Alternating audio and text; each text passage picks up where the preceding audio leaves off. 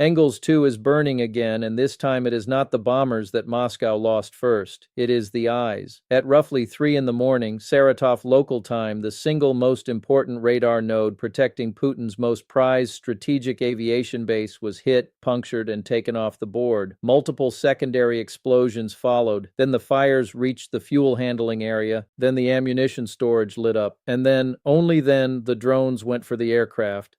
That sequence is not an accident. That sequence is a doctrine. What you are watching tonight is not a story about one radar. It is a case study in the systematic blinding of the Russian Federation's strategic aviation shield, and it is happening at a scale and with a precision that Moscow's own air defense theorists warned against for the last 20 years and were ignored. Let me be very direct with you.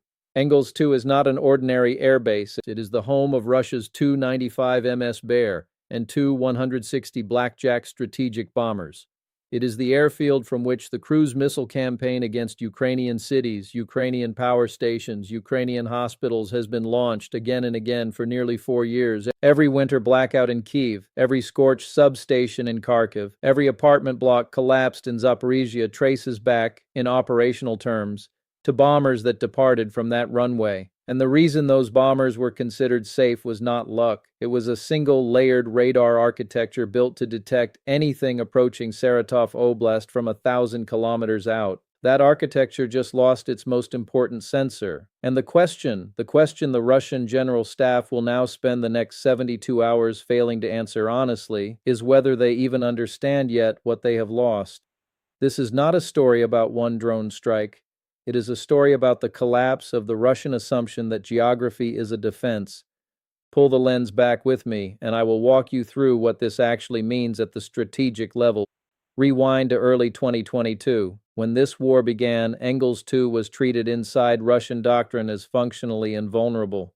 600 kilometers from the Ukrainian border, deep in the Volga Basin, protected by a Pantsir S-1 short-range gun missile ring, by S-300 and S-400 batteries repositioned north from Krasnodar, and by a long-range detection radar network that was supposed to see any incoming threat while it was still crossing Kursk or Belgorod, hundreds of kilometers to the west. The Russian assumption, the operational assumption baked into every briefing at Long Range Aviation Command was simple. Ukraine did not have the range.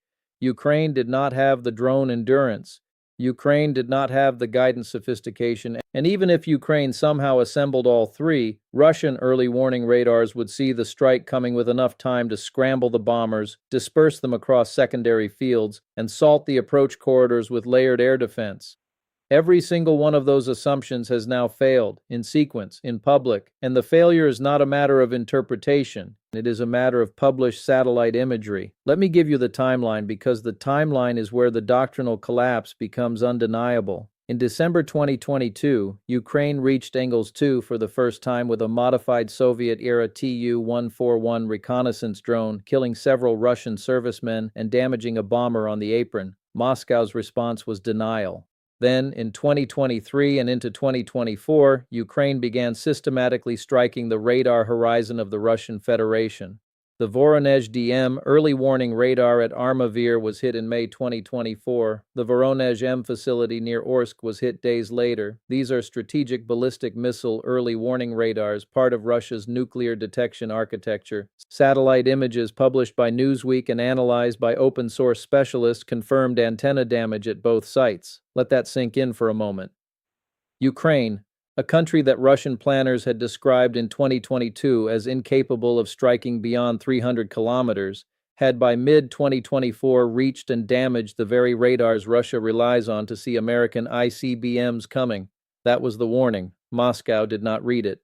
By 2025, the tempo escalated again. In March, a major strike on Engels 2 set the airfield ablaze, triggered secondary explosions, and, according to imagery analysts, damaged an ammunition storage facility used to load Kh-101 cruise missiles. In June, Ukraine executed Operation Spiderweb, the coordinated drone strike that reached 4 Russian strategic aviation bases simultaneously, including Belaya in Irkutsk Oblast, more than 4,000 kilometers from the Ukrainian border. Capella Space synthetic aperture radar imagery, published the following week, confirmed at least 4 badly damaged or destroyed Tu-95 and Tu-22 M3 bombers at Belaya alone. In July 2025, Engels 2 was hit again. 25 apartment buildings in the city of Engels were damaged by falling debris and drone fragments. In November and December 2025, drone waves against Saratov Oblast continued almost weekly. By December 13, 2025, Ukrainian drones killed 2 civilians in the Saratov region, and more importantly, disrupted operations at both the Saratov oil refinery and the perimeter defenses around Engels 2. And now, this week, the radar itself is gone. This is where mainstream framing gets it wrong, and it gets it wrong almost every single time.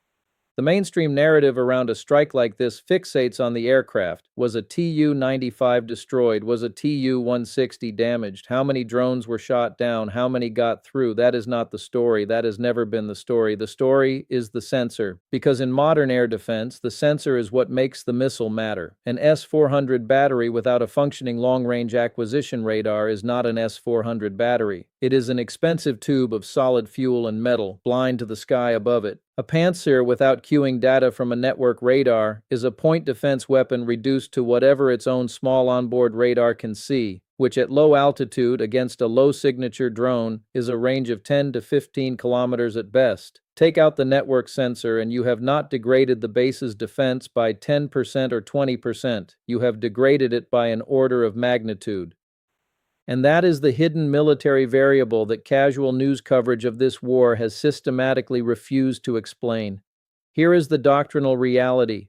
Russian strategic aviation basing was designed in the Soviet era around a specific concept called integrated area air defense. The idea was that no single battery defended a base. Instead, a wide network of radars, hundreds of kilometers deep, fed data into a regional command post, which then assigned targets to whichever missile battery was best positioned. The system was called by various generational names, and in modern Russian service the top-tier radars include the Nebo-M long-range VHF array, the 96L6 acquisition radar attached to S-400 batteries, the 91N6 Big Bird engagement radar, and at the strategic level, the Voronezh series. Every single one of those categories of radar has now been damaged or destroyed at least once by Ukrainian strikes. That is not a coincidence. That is a targeting doctrine. And it gets even more serious from here. Because what Ukraine has been doing, methodically, across 2024, across 2025, and now into 2026, is not simply attacking Russian airbases. It is stripping the Russian Federation of its ability to see. Since 2022, Ukraine has downed or destroyed on the ground at least 3 of 50 mainstay airborne early warning aircraft. Russia only ever operated 7 to 9 of those aircraft in flyable condition. The Beriev Design Bureau that manufactures the A-50 reported a net loss of more than $65 million in 2025, with revenue collapsing nearly fourfold. Russia cannot replace those airframes at the rate it is losing them. The Nebo-M mobile radar, which costs approximately $100 million per complex, has been struck multiple times, including a strike in Ukolovo by the 429th Achilles Brigade of the Ukrainian Unmanned Systems Forces, and a coordinated National Guard operation in occupied Crimea that destroyed 3 Nebo-M complexes in a single mission. The P-14F Lena and Sopka, 2 long-range radars near Buturlanovka, were destroyed by SBU Alpha Unit drone strikes in Voronezh Oblast. The Tu-9B6 container over-the-horizon radar, a system meant to see aircraft at ranges of 3,000 kilometers, was struck and damaged. Ukrainian SBU officials have publicly estimated the cumulative value of destroyed Russian air defense assets in 2025 alone at approximately $4 billion. This is not attrition. This is systematic dismantling. And this brings us to the current strike and to why the loss of a single radar at Engels 2 is, in strategic terms, worth more than the loss of any 2 bombers on the apron. The bomber can, in theory, be repaired or replaced from long-term storage at Ryazan or Diaghilev. It will take years. It will strain a defense industrial base already crippled by sanctions, but it is theoretically possible. The radar is different. The high-end acquisition radars that feed Engels 2's air defense are manufactured by a small number of Russian enterprises, most notably the Almaz Ante concern, and their throughput has collapsed under the weight of Western export controls on gallium arsenide chips, high-precision waveguides, and specific classes of traveling wave tube amplifiers that Russia does not domestically produce at scale. When you destroy one of these radars, you are not simply removing a piece of hardware. You are creating a shortfall that Russian industry cannot backfill for 18 to 36 months. And in that gap, every asset the radar was protecting becomes exposed. Pull the lens back. This is what industrial and state-level warfare actually looks like. The Russian air defense industrial base was built during the Soviet period around a series of enormous chip fabrication and precision manufacturing plants concentrated in a handful of cities, including Zelenograd, Voronezh, Nizhny Novgorod, and Saratov itself. That base was already declining before 2022. It has been savaged by the last 3 years of sanctions. Estimates from Western intelligence, including public statements from the U.S. Department of Commerce and the UK's Ministry of Defense, place the shortfall in Russian air defense radar production at somewhere between 40 and 60% below wartime requirements. Meanwhile, Ukraine is destroying these systems at a rate that in some categories exceeds Russia's annual production. The mathematics of that equation are not neutral. They are catastrophic, and they compound. Every time a Russian radar is destroyed and cannot be replaced, the surrounding basing area becomes cheaper to attack. Cheaper to attack means more attacks. More attacks means more radars destroyed. More radars destroyed means the defensive envelope shrinks further. This is what military theorists call a positive feedback loop of degradation, and it is the single most dangerous condition an integrated air defense system can find itself in because once it starts, it does not stabilize on its own. It requires external intervention, which in Russia's case would mean either a large influx of imported Chinese or Iranian radar technology, which has not appeared at scale, or a diplomatic resolution that halts the strikes. Neither is on the immediate horizon. The question is not whether Engels 2 will be struck again. The question is whether Engels 2 can continue to function as a strategic aviation base at all. And this is the moment I want you to understand, because this is the strategic climax of what has been happening for the last 18 months. When Ukraine executed Operation Spiderweb in June 2025, it reached bombers deep inside Russia by smuggling drones on trucks, releasing them from cargo containers within a few kilometers of the target airfields and swarming the aprons before base defenses could react. The Russian response was not to fix the radar architecture. The Russian response was to build hardened aircraft shelters. Satellite imagery from mid-2025 onward shows extensive construction of reinforced bomber shelters at Engels 2, Ukrainka, Olenya, and Mozdok. Russia had chosen concrete over radar, and that choice, that specific choice, is now exposing the deeper strategic error. Because concrete does not detect a drone, concrete does not cue an interceptor. Concrete does not tell a Panzer crew that a swarm is inbound from the northwest at 50 meters above ground level, moving at 180 kilometers per hour, arriving in 6 minutes. Only radar does that. And Russia, in choosing to fortify rather than to see, in choosing to bury the bombers rather than to defend the airspace above them, has revealed the intellectual bankruptcy of its wartime adaptation. It is not adapting to modern warfare. It is retreating from it. It is choosing static, passive protection over active, sensor-driven defense. And that is the definition of a doctrinally defeated force. Let me walk you through what the destruction of this particular radar means at the operational level over the next 30 days. First, sortie tempo at Engels 2 will drop. Russian strategic aviation commanders are not idiots. They know what has just been lost. They will restrict Tu-95 and Tu-160 operations to windows of minimum threat, which in practice means fewer cruise missile salvos against Ukrainian infrastructure this winter. That by itself will save Ukrainian lives, Ukrainian power stations, Ukrainian heating capacity through the coldest months of the year. The strategic effect of a single radar destroyed in Saratov Oblast is measured tangibly in the operational status of the Ukrainian electrical grid 1,000 kilometers away. Second, Russia will be forced to redeploy scarce radar assets from other theaters to plug the gap.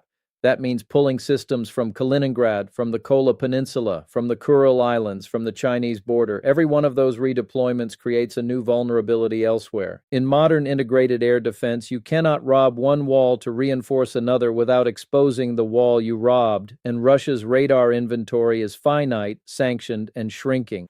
Third, the deterrent value of Engels 2 as a nuclear-capable bomber base is now, in NATO planning terms, materially degraded. This matters more than most commentators are willing to say. The Tu-95 and Tu-160 fleets are part of Russia's declared strategic nuclear triad. If those bombers can be reached, destroyed, or immobilized by conventional drone strikes, then the credibility of the airborne leg of the Russian triad is called into question. And that has consequences that extend far beyond Ukraine, into every arms control conversation, every NATO deterrence calculation, every Chinese assessment of what Russian nuclear signaling actually means in a crisis. Fourth, and this is where the pattern becomes undeniable, this strike will be studied not just in Kyiv, not just in Washington. It will be studied in Taipei, it will be studied in Seoul, it will be studied in Warsaw and Helsinki and Tallinn. Because what Ukraine has demonstrated again is that a country with a fraction of its adversary's defense budget can systematically dismantle a top-tier integrated air defense network through the sustained, disciplined application of relatively cheap, long-range unmanned systems combined with excellent intelligence targeting. That is a lesson every military in the world is currently absorbing. And the militaries absorbing it fastest are the ones that face large, radar-dependent, doctrinally rigid adversaries. The strategic implication for the Indo-Pacific is not subtle. Now, the real question, the question that separates serious analysis from headline consumption. Why did this radar fall? Why now? Because the Ukrainian targeting cycle has matured. Because SBU, GUR, and the unmanned systems forces have developed over 3 years an intelligence-to-strike pipeline that identifies specific hardware, tracks its emissions and its physical movement, and delivers a strike package tailored to the specific vulnerabilities of that specific system. Because the drones themselves have evolved from converted Soviet reconnaissance airframes into purpose-built long-range strike platforms with jam-resistant navigation and terminal seekers that can distinguish a radar array from surrounding infrastructure. Because Ukrainian long-range aviation assets, including the Long Neptune cruise missile with a claimed 1,000-kilometer range, and domestically produced drones such as the Lyuty, the Bober, and newer classified variants have crossed the threshold from experimental to routine. And because Russian air defense, exhausted by 3 years of attrition, has not been able to reconstitute the sensor picture over its own rear areas, this is what military historians will one day call the sensor war. And Russia is losing it. The broader lesson, the lesson that must be extracted from this specific event and preserved for the historical record, is this. Modern warfare is not decided by the size of a weapons stockpile. It is decided by the health of the sensor network that makes that stockpile usable. A missile you cannot cue is a missile you cannot fire. A bomber you cannot warn is a bomber you cannot save. A fleet you cannot see the sky above is a fleet already lost. Russia, in its imperial confidence, believed that mass and geography would substitute for adaptation. Ukraine, in its existential clarity, has proven that adaptation always defeats mass when mass refuses to think. And this is the verdict, delivered by satellite imagery, by open-source analysts, and by the burning apron at Engels 2 tonight. Vladimir Putin's most important strategic aviation base is no longer strategically secure. The one radar that most reliably protected it is gone. The bombers that operated from it will now fly less, launch fewer missiles, and reach fewer Ukrainian cities this winter. The Kremlin will not admit this, Russian state media will not report it, but the operational reality is settled, and the operational reality is what will shape the next 6 months of this war. History, when it writes this chapter, will not remember the specific serial number of the radar destroyed this week. It will remember the pattern. It will remember that between 2022 and 2026, a smaller nation, under existential pressure, systematically dismantled the sensor network of a nuclear-armed empire, one radar at a time, using platforms that cost, in some cases, less than a family sedan. It will remember that the Russian General Staff was warned in doctrinal papers written in its own military academies that this vulnerability existed, and it chose to ignore those papers because the political leadership demanded confidence rather than truth. And it will remember that the price of that confidence was paid in bombers, in radars, in prestige, and eventually in strategic irrelevance. The question I cannot answer for you tonight is what Moscow does next, whether it accelerates hardened shelter construction and simply accepts that the sky above Engels is now contested, whether it withdraws the strategic bomber fleet further east to Ukrainka and the Russian Far East, where the range to Ukraine becomes prohibitive and the missions become logistically brittle. whether it attempts a large-scale escalation to break the Ukrainian long-range strike cycle by other means. Each of those paths carries a cost. Each of those paths admits a defeat. And the deeper Russia is forced to think about which path to take, the more strategically exhausted it becomes. Stay with this channel because the answers to those questions are going to arrive in the next weeks and months, and they are going to reshape the map of European security for a generation. This is not the end of Engels 2 as a functioning airbase, but it is the end of Engels 2 as an untouchable one. And once a base loses that status, it never fully recovers it. The lesson is doctrinal, the lesson is historical, and the lesson is now delivered. If this analysis helped you see the censor war beneath the headline, help this channel keep doing what it does. Subscribe. It costs you nothing, and it helps us reach the next milestone so we can continue delivering this level of strategic analysis every day of this war. Every subscriber moves this channel closer to the resources needed for deeper mapping, better source verification, and faster response to breaking developments. Hit subscribe, stay with us, because what happens at the next Russian airbase, and it will happen, changes everything about how this war ends.